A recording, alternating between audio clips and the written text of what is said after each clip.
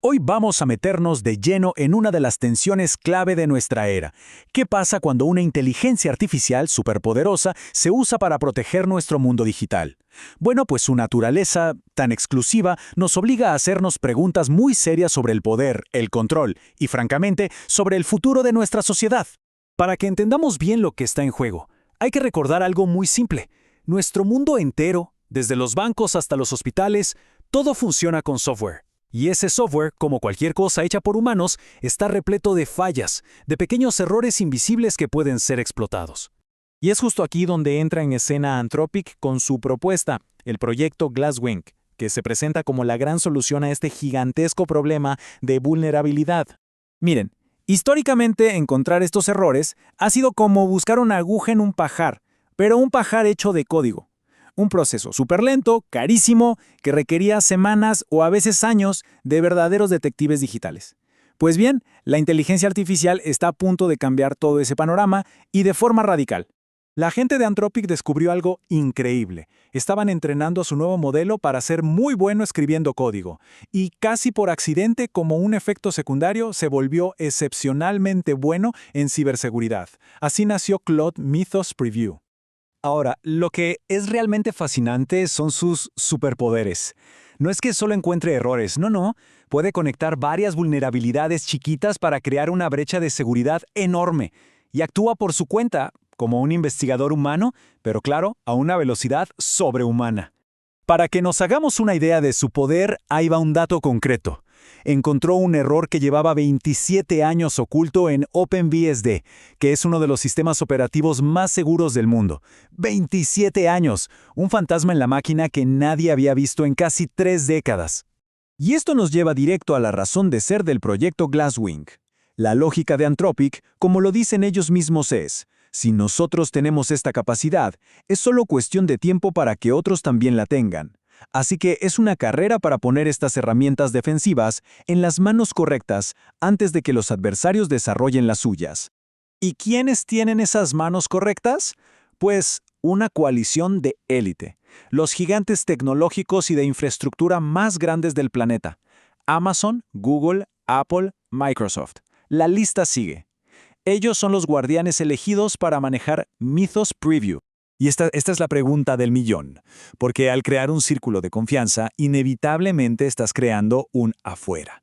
Y el precio de esta seguridad tan exclusiva, bueno, ya empezamos a verlo. Ahora vamos a explorar las consecuencias de restringir el acceso a la IA más poderosa del momento, creando una nueva división digital, una entre los que están adentro y los que nos quedamos afuera. Aquí está el detalle. Como Mythos Preview se considera demasiado peligroso para un lanzamiento público, sus capacidades no las puede auditar nadie, ningún investigador independiente. Esto crea lo que han llamado una brecha de verificación. En pocas palabras, es un sistema donde tenemos que confiar en lo que dice la coalición, en lugar de poder verificarlo por nuestra cuenta. Y esta cita, que viene de un comentario en línea citado por la publicación Evo Labs, lo resume de una forma brillante. Cuando la capacidad se vuelve restringida, el progreso se vuelve político. La crítica es justamente esa, que este modelo no solo protege, también excluye, y concentra la investigación de punta en las manos de unos poquitos. Esta nueva dinámica de poder nos obliga a buscar una nueva forma de entenderla. Así que entremos a la siguiente sección, el nuevo feudo digital, donde vamos a analizar esta estructura a través de la teoría del economista Yanis Varoufakis. Varoufakis dice que ya no vivimos en el capitalismo, sino que hemos entrado a un mundo de feudos digitales. Pensemos, por ejemplo, en la plataforma de Amazon.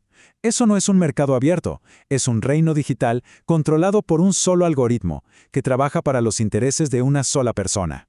Y así es como funciona este sistema. Quienes usamos estas plataformas nos convertimos en siervos de la nube.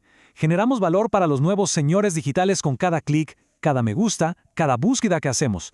Todo gratis. Y aquí es donde todo se conecta. El proyecto Glasswing encaja a la perfección en esta estructura. La coalición se convierte de hecho en un feudo digital donde las capacidades de IA más potentes están reservadas para los señores y sus vasallos, las grandes corporaciones. Pero, a ver, frente a este panorama, la historia no tiene por qué terminar así. ¿Hay alternativas? Vamos a entrar ahora a la sección final, recuperando la nube, para explorar algunas propuestas que buscan un futuro digital más justo para todos. Hay que decir que Anthropic ha hecho esfuerzos por incluir a los jugadores más pequeños. Han donado $4 millones a organizaciones de código abierto y 100 millones en créditos. Son cifras importantes, sí, pero se ven pequeñas si las comparamos con los billones, con B, de dólares que valen sus socios principales. Varoufakis y otros proponen ideas mucho más audaces. Van desde impuestos a cada transacción digital hasta crear fondos de capital social. Pero la idea más radical, la que de verdad lo cambia todo, es exigir derechos de propiedad colectiva sobre los algoritmos que se entrenaron con nuestros datos, con nuestro trabajo no pagado. Y este es el punto clave, como lo dice el mismo Yanis Varoufakis. La tecnología no es nuestro destino. Como él dice, la nube quita, pero la nube también da. Las mismas herramientas que usan para controlar se pueden usar para organizar y reclamar un futuro digital que sea de todos. Para armar este análisis nos basamos en varias fuentes, incluyendo, por supuesto, los anuncios de Anthropic, los textos de Yanis Varoufakis y la cobertura de medios especializados como CX Today. Y aquí pueden ver una lista de las fuentes principales, por si alguien quiere profundizar más en el tema. Y así nos quedamos con esta pregunta central que es un verdadero dilema. Para protegernos de las amenazas digitales que la propia IA está magnificando, ¿estamos cediendo el control a una nueva élite? ¿Estamos construyendo un castillo muy seguro pero feudal? El camino se divide justo aquí. Por un lado, un feudo tecnológico seguro, sí, pero profundamente desigual. Por el otro, un futuro digital que podría ser abierto y equitativo. La elección de qué camino tomar es nuestra, y la verdad, apenas estamos comenzando a decidir. Gracias por habernos acompañado. Llegar al punto clave no siempre es fácil, pero aquí siempre buscamos el quid. Gracias por tu tiempo y por tu curiosidad. Suscríbete para más respuestas y, como siempre, gracias por estar ahí.